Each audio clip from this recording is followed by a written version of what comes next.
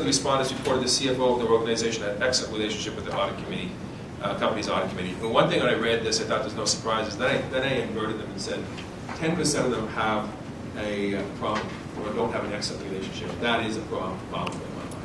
69% of respondents were happy with the approach of their audit committees. Reported they were not over-involved or under-involved.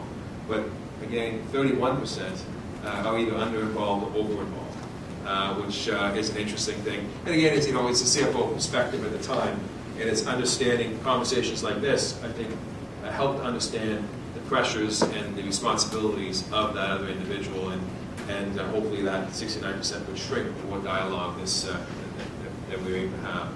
83% disagreed with the suggestion that CFO has an us versus them relationship with the audit committee. Financial executives are confident with feeling tough questions and engaging in difficult conversations at audit committee meetings.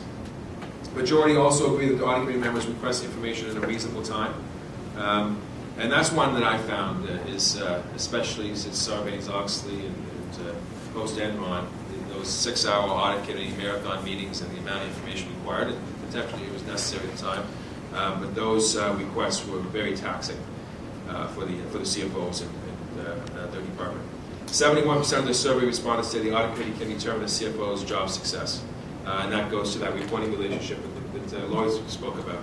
Who are you reporting to? Where's the solid line? Where's the dotted line? Is it a dual solid line reporting to the audit committee chair and the CEO? And I think over the years that has migrated a little bit to the AC chair, which, if you think about it, is a bit surprising. Well, yes and no, but it has migrated. Successful audit committee relations feature trust, respect, professionalism, collaboration, openness, and transparency. And I think that comes down to what Tom was saying in terms of those individual relationships and dynamics. You've got to build those relationships to make that meeting and that relationship work. It's work. So increasing demands on audit committees. I'll ask a few questions that we asked during the survey and try to facilitate out some of the results. But we'll start off with one of the quotes from Gordon Nelson. Our audit committee's view is that the committee's mandate with respect to enterprise risk management is to ensure that there is adequate process in place to identify and report on risk to the board. The board's role is to understand the potential risk and the impact on the organization and ensure that there are mitigating strategies in place where possible to minimize these risks. I'm very interested in this because I have seen a mix among the boards that I sit on. Is this a board issue or is this an audit committee responsibility? Who owns this? Todd, this is an area that personally I find very interesting also. To answer your question, it's a board issue. It's mandated in the literature that boards are responsible to oversee the management of risk. I have a thesis which the wonderful CFERF organization is about to embark on a further study on this subject, which we can talk about some other time. But it's my thesis that this is not terribly well done by boards. Now, I don't have a whole lot of empirical evidence to support that thesis, so that's why we're doing some study work on it. Some boards, from what I've learned, do it very, very well. And the CICA has produced a study. I saw Gord Beal here, I think. Anyways, has produced a study which is under review. There it is, which is under review and to be revised at some point. But it's going to provide a framework for boards to assist them with this task. My belief is that many boards pass this off, the assessment of risk, the management risk, to the audit committee. That falls into the category of your previous comment about additional load. And the audit committee then must make a decision as to whether or not we will embark on an enterprise risk management review or live with this and just leave it up to management or what. I'd really like to have an understanding from this. We have a great group here. How many of you as CFOs in your organizations is risk, the oversight of risk management done by the audit committee? Can you give a show of hands on that just for my own interest? A few, quite a few. And for some of you, is it done by a risk committee? Do some of you have a risk committee or a risk that's managed somewhere else by the board?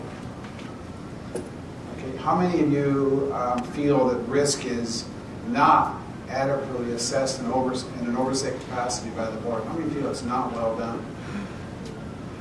There's quite a few for there. So my thesis probably holds for now anyways. I mean, it's hardly a great sample, but Mark, it's an interesting question. It's something that I think Well, CFERF, as I say, will have a view on this in the future. So stay tuned. Mark, Laura, you have a comment? I would agree with Vic. I think it's one that, whatever the history is or whatever the reason is that risk has tended to be associated with financial statements and the accounting financial statements. So the board just automatically kind of in the past has probably assumed that belongs to the audit committee. Because, and I was, as you've noted, I was past chair of the Chemistry Industry Association of Canada. So most chemical companies are going to have an environmental health and safety committee. So for us, it was probably balanced between the two committees, but the board clearly understood that that it was their job to understand the enterprise-wide risk assessment. So I think it varies by industries. I think it varies by companies, but by default, it's usually ended up with the audit committee because of the financial statements. So it needs work. I think the other side of this, of course, not really the other side, but risk as a definition has migrated and expanded so much in the last 10 years that the audit committee was the one place where you could kind of gather that information most effectively to try and manage it, but it really should be migrated up to the proper board at the end of the day. The quantification of risk has become heavily immersed into statistics in many cases.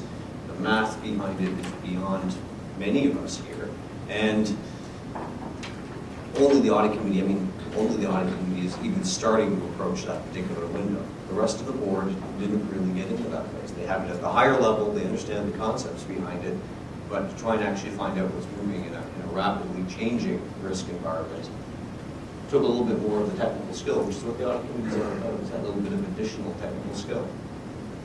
But the proper home for it is at the general board. Any thoughts on that from the group? I've certainly seen, in some instances actually, recently, I've seen audit committees renaming themselves as the Audit and Risk Committee and have that enterprise risk management, where you'll go through the full-on 550 risks of a company, operational, financial, and otherwise, and boil that down to the 15 or the 20 or the 50 that they're going to focus on, and then focus on those going forward. Another mandate for the audit committee, and therefore the CFO in some instances. What do you see when you see this changing as well? Focus of the audit committees. Have you seen a migration over the years, or is it same old numbers and more numbers? I see risk having very significantly elevated in the last period of time, particularly things on the operational side of the risk. Strategic risk rarely seems to come down to this particular level, and that's appropriate, I think. But so much has been done on operational risks in the last 5 years that the schools have formed themselves up very, very nicely, and they've promoted this framework of thought in operational risk. And for the financial institution people out there, where SOSFI is leaning on you about operational risk on a regular basis as well. That audit has had to dedicate a fair bit of time on that.